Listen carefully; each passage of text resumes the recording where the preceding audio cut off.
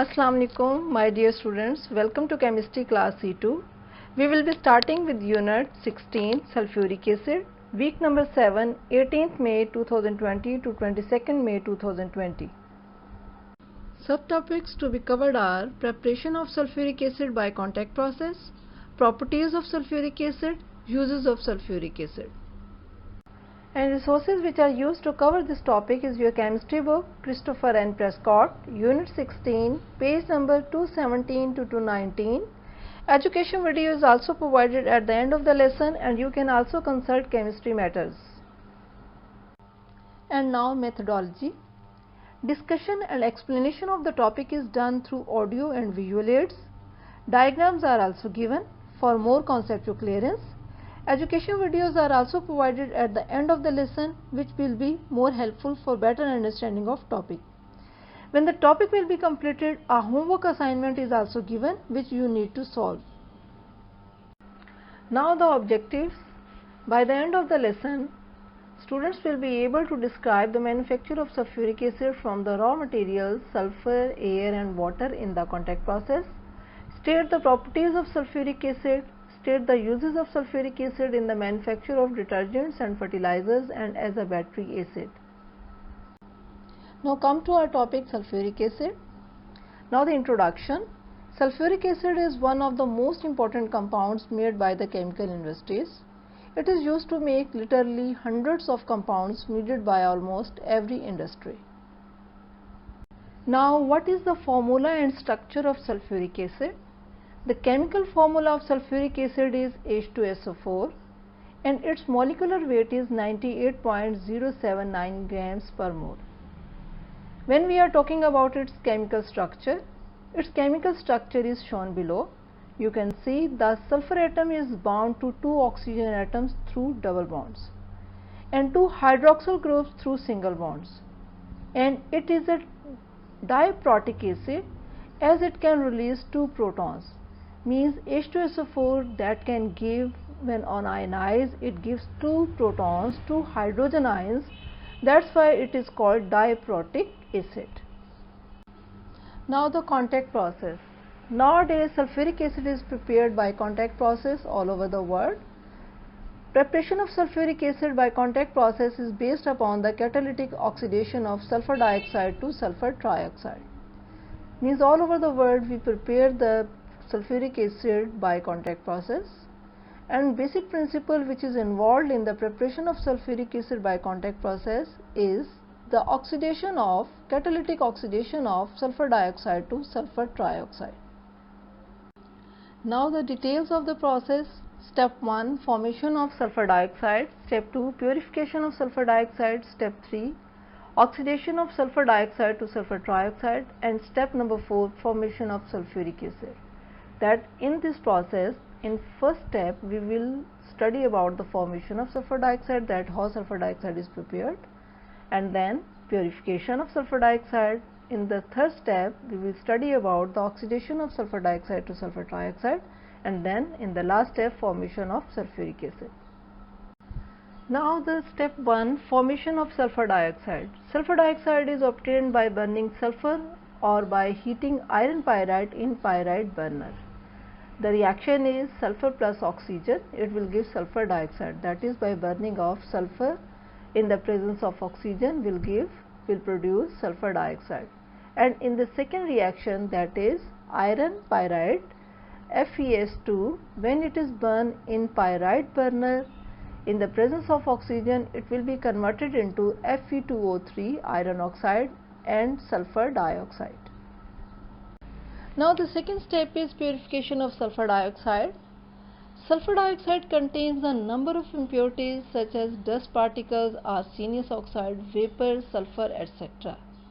These impurities must be removed, otherwise catalyst loses its efficiency. That is also called catalyst poisoning. As we have studied that sulfur dioxide gas is prepared by combustion of sulfur or any other metallic sulfide in a combustion chamber. The sulfur dioxide gas obtained from the combustion chamber contains the impurities in it, and these impurities must be removed, otherwise it will loses the efficiency of catalyst. Now the next is dust chamber. Sulfur dioxide is first passed through the dust chamber where steam is sprayed over the gas to remove dust particles which settle down. Iron hydroxide FeOH whole thrice also sprayed over to remove oxides of arsenic. Now we know that sulfur dioxide contains the impurities of dust and arsenic oxides. These impurities needs to be removed, otherwise they will poison the catalyst. So in the first step in the dust chamber, the dust is removed by spraying the steam over the gas which remove the dust particles, and then iron hydroxide is also sprayed to remove oxides of arsenic. Now the next is washing tower. Sulfur dioxide is then passed through a washing tower after cooling. Here it is sprayed by water to remove any other soluble impurities. Now we know that sulfur dioxide contains the impurities of dust and arsenic oxide. So first of all, steam is sprayed to remove the dust particles, and then iron hydroxide is sprayed to remove the impurities of oxides of arsenic. Then it is passed to the washing tower after cooling, and it is again sprayed by water to remove any of the other soluble impurities. If any of the impurities which are soluble in water, if they are present, they can be removed in the washing tower. Now the next is drying tower. The gas is now dried by passing through drying tower where concentrated sulfuric acid dehydrating agent is sprayed. Sulfuric acid removes moisture from sulfur dioxide. Now we know that in the dust chamber and in the washing tower, in order to remove dust particles and other soluble impurities, we need to spray steam and then water. So the gas becomes moist. In drying tower, the gas is not dried by passing through drying tower where concentrated sulfuric acid is sprayed. Sulfuric acid is a very strong dehydrating agent. It absorbs the moisture from the gas and gas becomes free of moist. Now the next is tinderbox. Arsenic oxide is a poison for the catalyst, we know this, and it is removed when the gas is passed over ferric hydroxide, and the reaction is given over here, in which arsenic oxide, when it reacts with ferric hydroxide, it will give FeAsO3 plus 3H2O. Now in order to remove traces of As2O3, it is passed through a test box where a strong beam of light is thrown against the gas. If there is no scattering of light in the box, it indicates that gas is free from As2O3, that is arsenic oxide. Now the next is oxidation of sulfur dioxide to sulfur trioxide. Oxidation of sulfur dioxide is carried out in contact tower where V2O5 vanadium pentoxide is filled in different pipes. Sulfur dioxide here reacts with air to produce sulfur trioxide. Under above conditions, 98% sulfur dioxide is converted into sulfur trioxide, and the reaction is sulfur dioxide plus oxygen, it will give sulfur trioxide, and delta H is minus 45 kilocalorie per mole, means it is an exothermic reaction. The energy released in this reaction is utilized to produce enough electricity which can carry out the whole process. As we have seen over here that oxidation of sulfur dioxide to sulfur trioxide is a reversible reaction. So we have to maintain some reaction conditions in order to get maximum yield of sulfur trioxide. The temperature, optimum temperature which is required for this reaction is 450 degrees centigrade and 2 atmospheric pressure is required, and we use vanadium pentoxide as a catalyst. Now the conditions to increase yield of sulfur trioxide. Oxidation of sulfur dioxide is a reversible and exothermic process. In order to obtain maximum amount of sulfur trioxide, according to Le Chatelier's principle, following conditions are necessary. Number 1, excess of oxygen. Number 2, temperature 450 degrees centigrade to 500 degrees centigrade, pressure 1.5 to 1.7 atmosphere, and catalyst V2O5. As we know that the conversion of sulfur dioxide into sulfur trioxide is a reversible and exothermic process, means it releases heat. So in order to obtain maximum amount of sulfur trioxide, what are the conditions? Number one is there should be excess of oxygen, and number two, optimum temperature 450 degrees centigrade is maintained, because if we lower the temperature, it favors the forward reaction as the reaction is exothermic. But the optimum temperature 450 degrees centigrade is used because if we too low a temperature is used, the reaction of sulfur dioxide with oxygen would be too low and would not be economically feasible. So we have to maintain 450 degrees centigrade temperature as optimum temperature. And same is the pressure, we have to maintain high pressure in order to favor the forward reaction. And then last one is the catalyst. As we know, the catalyst increases the rate of chemical reaction, and over here we are using V2O5 vanadium pentoxide as a catalyst. Now the last step is formation of sulfuric acid. Sulfur trioxide is not directly passed in water because a dense fog of minute particles of sulfuric acid is produced. It is therefore dissolved in concentrated sulfuric acid to form pyrosulfuric acid, which is called oleum, and the reaction is SO3 plus H2SO4 will give you H2S2O7. Oleum is now diluted with water to form sulfuric acid of required concentration, and the reaction is H2S2O7 plus H2O will give you 2H2SO4. The most important point over here is that sulfur dioxide is not directly dissolved in water. Why? Because the reaction is very exothermic, too violently to be used in large scale manufacturing, and a lot of heat is released, as forming a thick acid mist which is difficult to deal with. So in order to safer side, sulfur trioxide is dissolved in concentrated sulfuric acid, which produced oleum or pyrosulfuric acid, and then oleum is diluted with water to form sulfuric acid of required concentration. Now look at this diagram carefully. In this diagram, thick mist is formed, that is formed by the reaction of sulfur trioxide and water, and that is why the sulfur trioxide is not directly added in water, because a thick mist is formed which is difficult to collect and which is very dangerous for the workers which are working over there.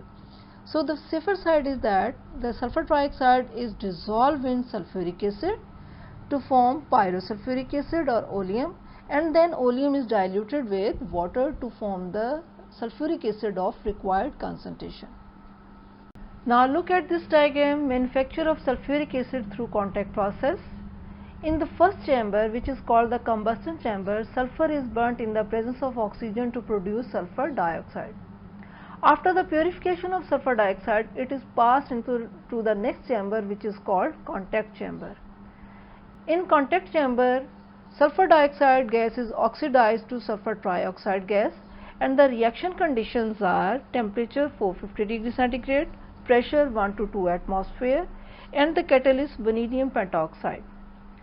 Then sulfur trioxide gas is passed into the next chamber where concentrated sulfuric acid is separated. Means over here sulfur trioxide is dissolved in concentrated sulfuric acid and oleum is produced.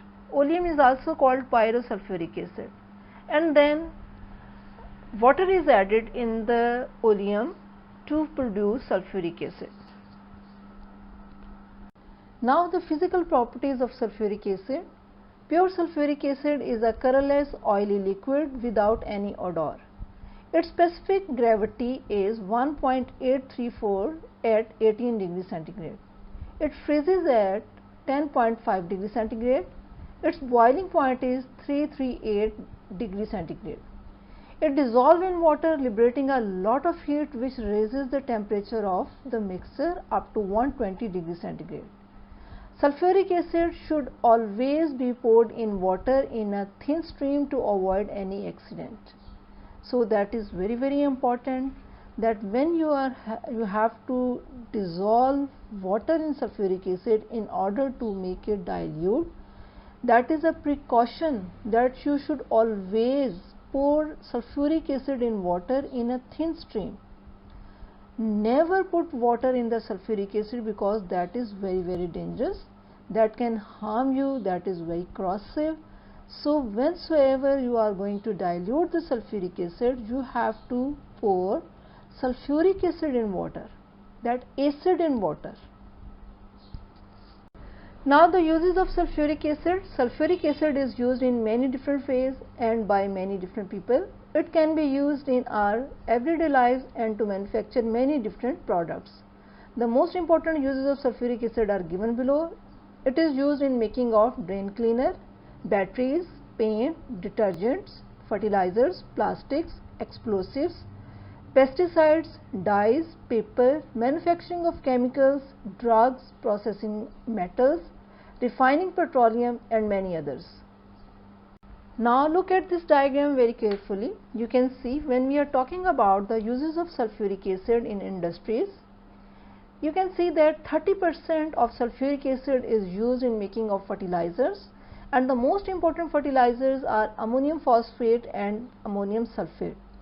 15% is used in making of detergents, 11% is used in making of paint and pigments, 5% of sulfuric acid is used in making of fibers, rayon and paper, 5% is used in making plastics, and 30% of sulfuric acid is used for other uses, for example in making of explosives, pesticides, dyes and used in batteries.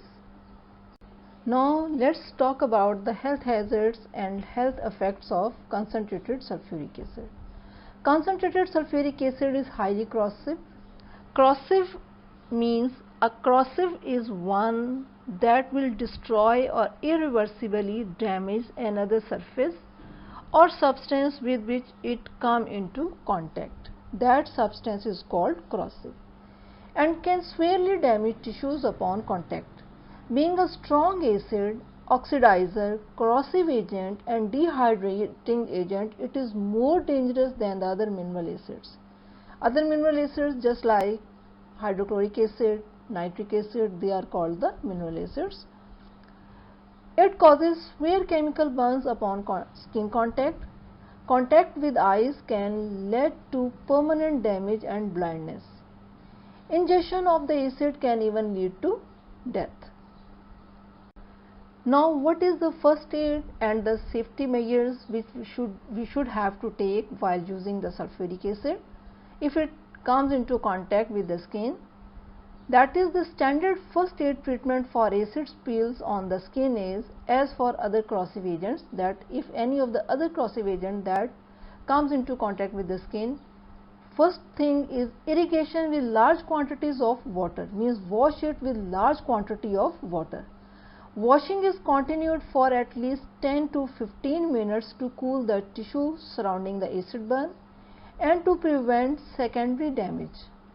Contaminated clothing is removed immediately and the underlying skin washed thoroughly. Now the recap of the contact process. Step number 1 is the preparation of sulfur dioxide. The sulfur dioxide gas is prepared by combustion of sulfur or any other metallic sulfides in combustion chamber, which is also called pyrite burner. Step number 2 is the purification of sulfur dioxide gas, and which includes the removal of dust particles and the removal of arsenic compounds which would otherwise poison the catalyst. After the removal of dust particles and the arsenic compound, the gas gets moist, so the gas is dried in the drying tower. The moist gas is passed through a chamber in which the concentrated sulfuric acid is sprinkled. This acid is a strong dehydrating agent and it absorbs the moisture from the gas. The next step is the oxidation of sulfur dioxide to sulfur trioxide, which is called contact chamber. The sulfur dioxide gas is mixed with the air, then the mixture of gases are heated, and then the hot gases are passed through a chamber in which the following conditions are maintained: temperature 450 degrees centigrade, pressure 1 to 2 atmospheric pressure, and the catalyst vanadium pentoxide. The sulfur dioxide gas is oxidized to sulfur trioxide gas. The next one is the formation of oleum, which is done in absorption tower. The sulfur trioxide gas is dissolved in concentrated sulfuric acid to make oleum. Then it is passed through the next chamber, which is called dilution tower. In dilution tower, the dilution of oleum is done with diluted by adding calculated amount of water to make sulfuric acid of desired concentration. This is all the steps which is done in the contact process. Now I have given some of the video links. I advise you to watch them for more understanding of topics.